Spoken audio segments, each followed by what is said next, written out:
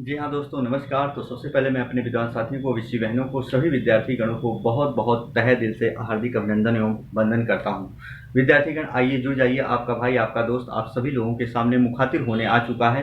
जैसे कि आप जानते हो, प्रॉपर वीडियो पढ़ रहे हैं। विद्यार्थीगण याद रखना, यदि सफलता के दरवाजे तक शीघ्र पहुँचना है तो याद रखना, रेगुलर अपनी पढ़ाई जारी रखना है, रेगुलर रखना है, उसमें कोई कोताही नहीं करना है। याद रखना, हमेशा और हमेशा जो विद्यार्थीगण रेगुलर पढ़ाई कर रहे होंगे, मेहनत से कर रहे होंगे, उनके लिए याद रखना, देर हो सकता है पर अंधेर कभी नहीं हो सकता है। मेरी गारंटी नहीं, इतिहास गवाह है विद्यार्थीगण। तो आपको प्रॉपर पढ़ाई करना है, बहुत अच्छे से करना है, कंसेप्ट वाइज करना है, रटना नहीं है, रटंत के पुजारी नहीं बनना है विद्यार्थीगण, बहुत अच्छे से समझना है। तो विद्यार्थीगण आइए, जैसे कि आप पढ़ पा रहे होंगे, समास बिंदु चल रहा होगा और आज हम लेकर आए हैं अपादान तत्पुरुष। अपादान तत्पुरुष समास क्या होता है, यानी इसका भी दूसरा पद उत्तर पद यानी अंतिम पद प्रधान होता है। लेकिन जब हम कारक पढ़ेंगे, कारक कुल कितने होते हैं? 8 होते हैं। वहां अपादान कारक होता है, लेकिन वहां अपादान जो कारक होता है उसकी विभक्ति चिन्ह से होती है।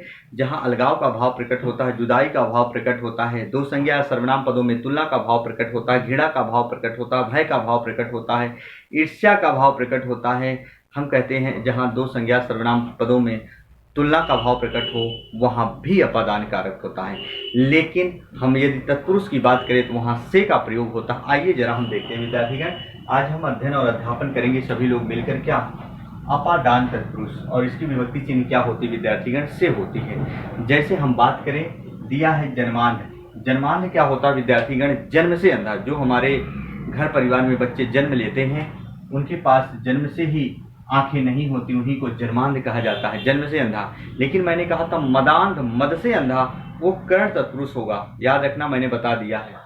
चिंता मुक्त, चिंता से मुक्त, रोग मुक्त, रोग से मुक्त, बलहीन, बल से हीन, नेत्रहीन, नेत्र से हीन, हृदयहीन, हृदय से हीन, देश निकाला, देश से निकाला, ऋण मुक्त, ऋण से मुक्त, पदभ्रष्ट, पथ भ्रष्ट। दोनों अलग अलग है, एक पद भ्रष्ट है, एक पथ भ्रष्ट है। जी हाँ, बंधन मुक्त, बंधन से मुक्त, गृह विहीन, गृह से विहीन। तो विद्यार्थीगण याद रखना, कंसेप्ट वाइज यदि हिंदी व्याकरण सीखा हो तो याद रखना, सीखना हो तो जितेंद्र क्लासेस को ज्वाइन करें। चैनल को यदि जिस विद्यार्थीगण विश्व बहन ने सब्सक्राइब नहीं किया हो तो चैनल को सब्सक्राइब करें विद्यार्थीगण। और हिंदी ग्रामर का समस्त बिंदु, हम कहें भाषा विज्ञान हो, भाषा से संबंधित कोई प्रश्न हो, वर्ण विचार हो, विकारी शब्द संज्ञा सर्वनाम विशेषण क्रिया हो, अविकारी शब्द अव्यय हो, हम कहते हैं रस छंद अलंकार हो, काल हो, वाच्य हो, सारी चीज आपके पढ़ चुके हैं। स्त्रीलिंग, पुल्लिंग, एक वचन, बहुवचन, सारा बिंदु पढ़ चुका है कंसेप्ट वाइज। तो आप ज्वाइन करिए, पढ़िए। तब तक के लिए विद्यार्थीगण जय हिंद, जय भारत।